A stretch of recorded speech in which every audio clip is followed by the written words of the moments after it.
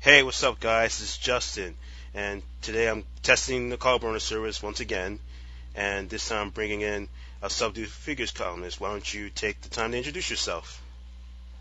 Hey, I'm Muse. I'm the Subdued Figures columnist at OASG, and I also have my own blog called Subdued Fangirling, where I blog about anime, reviews, figures, whatever else comes to mind. So, right with that, let's get into talking about figures. And I'm interested in knowing how did you get into figures in the first place? How did you get into figure collecting?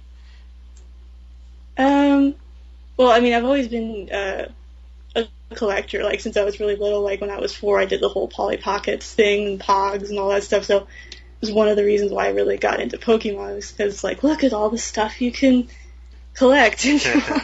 So when I started getting more into anime and the seasonal watching scene, I started seeing pictures of like Figmas and Nendoroids and stuff. And I was like, wow, those are really cool. They're probably like mad expensive. And then I found out they're like $40 a pop, which is still kind of expensive, So but expensive. but still like sort of affordable if you budget correctly. And so I got when I was in college, I got a couple Lucky Star Figmas, and I just thought they were the coolest thing ever. and and so from there, I started researching them more, finding out about the different figure creators and all that. Like, I did the whole thing. Like, at first I thought Figma was a company, and I still see newbies make that mistake. I was like, no, that's Max Factory. They make this. Good Smile Company makes that. Alter, all that other stuff. So it just kind of snowballed from there. Okay, so okay, that's it's pretty interesting. You started with Pokemon, then all of a sudden it started to grow from there. Um, where Yeah, the pretty. how often do you have to take care of a figure? Because I know I mean you have a lot of figures, and then do you have to take care of them on a weekly basis, or is it a monthly thing, or how does it work? It it depends on the material the figure's made out of. Just basically if it's a dust collector or not. Most of them, it's like once a month I'll just go through the whole thing and just dust them all. Some of them, like my Black Rock Shooter Figma, her coat is a giant dust collector, so that's more like once a week. But yeah, it kind of depends on the person. I know some people just don't touch them ever, and then it becomes kind of scary, but I say like once a month. Hmm. Um, how often do you like run into trouble with figures? Or, Paint stuff? um, Any issues with putting attaching certain I guess in general just assembling the figure. Any trouble with that? I guess. well, I mean, for the ones that are, most of the ones that I review that are articulated, and they're meant to be easy to put together. So in the reviews, when I mentioned like, oh, this part was really weird or whatever, it's like it's kind of on the level of this should work, but it doesn't, kind of thing. And I think that just kind of goes with the whole mass production level of it. So it's like the figure that I'll get, and I'll mention in a review, like, I had a problem with whatever, and then somebody else will get the same figure and they won't have that problem. So, but there are some, I know it's like across the board issues, like the Figma Kaito I got. I think I mentioned in a review I like broke one of his ice cream sticks, Yeah. and most of the other reviews I read, like literally everybody had that problem. So Yeah. it does kind of depend on the figure and how much money they put into the production of it, that kind of stuff. Okay. Now you talked about like a couple companies, Good Smile and stuff like that. But is that like the only? Can you share any other companies that sell figures and Androids and stuff? Well, those are the manufacturers of Hmm. Okay. the figures. And those are kind of the big three I can think of. Max Factory, or Figmas, all that. Also Scale Figures. Good Smile Company is the big player right now Okay. with the Nendoroids and all that. They also work with joint with Max Factory on a lot of stuff, which just kind of leads to confusion. Alter does really high-end scale figures, and they're really nice.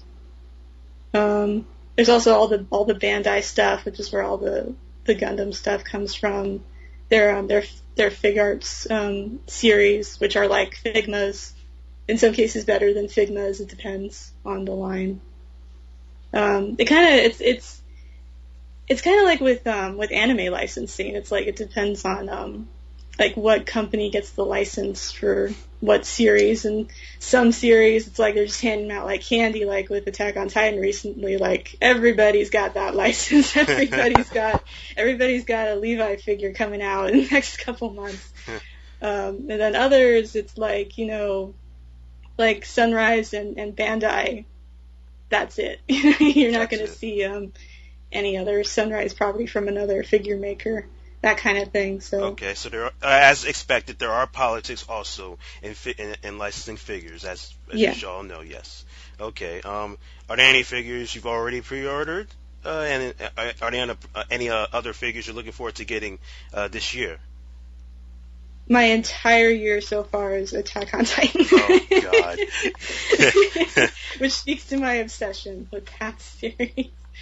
At the end of the month is when Sentinel's 1/8 Levi is supposed to come out, and I managed to get that for a price that didn't require me to sell my unborn child or anything like that. I was getting a little insane for a while there. I thought I was going to just miss out on that, but I got the regular version of that, not the special edition cleaning version, because I would have had to break the bank for that. But that's supposed to be coming later in the month, and I'll probably do a review on that for February or something, whenever I can get pictures done, or when it shows up at the house even. But yeah, I've got so far all the Figmas that haven't been released, all the Nendoroids that haven't been released. I have those on pre-order. I also have 2 Uta figures from Alter, the re-releases that got delayed, are on order. Okay. And that's pretty much it for my year so far.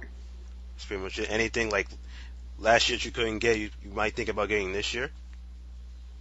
Yeah, it's going to depend on how my finances go. I was thinking about, like scaling back for a little while, and then Attack on Titan happened. So it's gonna, once all of that is over, we'll see. I guess one more question I'll ask is like figure. Like I always see like figure. Everybody's obsessing over figures nowadays. I noticed this. How would you like convince somebody to try to get into figures themselves? Is it just a thing that it'll just depend on the series, or will it just can you convince somebody to get into figure collecting?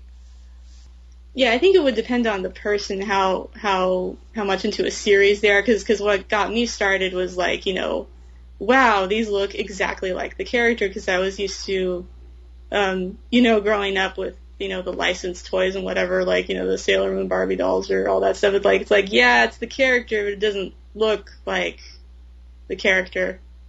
You gotta kind of pretend. But then with this, it's like, no, they go the extra mile to make it look like the character, even if it's just, painted on eyes or whatever.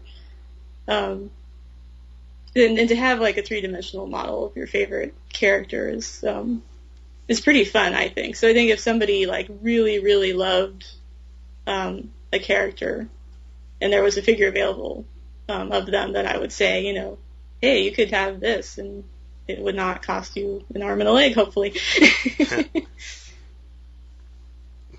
All right, so okay, thanks a lot, Muse. No problem. Okay, Anytime. so if you want to just keep checking out with Muse, you can check out our blog, Subdued Fangirling, subduedfangirl.blogspot.com, am I correct? Yeah. Or you can also follow Muse on Twitter, which is at Subdued Fangirl. Okay, thanks a lot. I hope you guys enjoyed listening to me talk with Muse. Till next time.